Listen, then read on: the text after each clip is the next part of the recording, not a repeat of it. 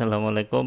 তো অনেকে Chrome browser update দেওয়ার কারণে একটা সমস্যা দিচ্ছে, তো সেটা কিভাবে সলভ করবেন সেটা আজকে দেখাবো।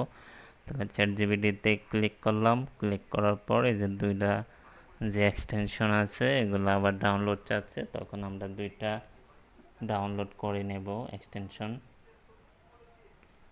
তো দুইটা এক্সটেনশন ডাউনলোড করে নিলাম, নেওয়ার পরে আমাদের এক্সটেনশন ম্যানেজমেন্টে যাব।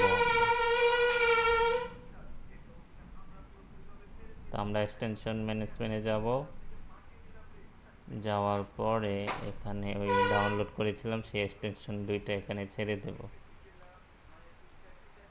তো ধরে ছেড়ে দেব, তো ধরে ছেড়ে দিলাম।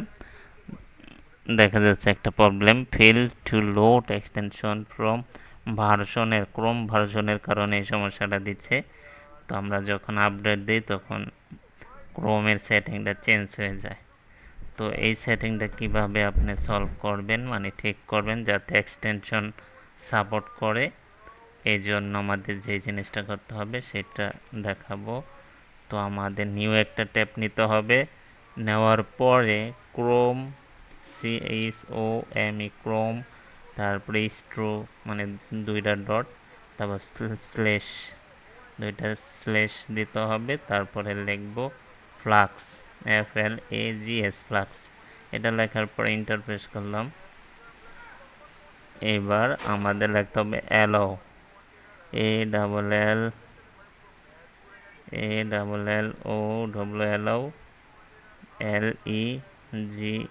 LEGALE হবে, লিগার্সি এক্সটেনশন মেনু ফ্যাকশন ভার্সন। এই ভার্সনের সেটিংটা আমাদের ডিফল্টে থাকবে, সেটা আমরা এনাবল করে দেব।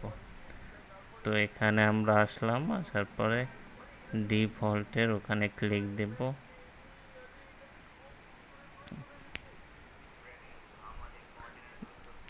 ডিফল্টের এখানে ক্লিক দেব,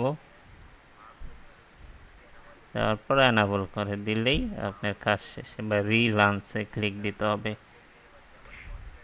তো কাজ শেষ।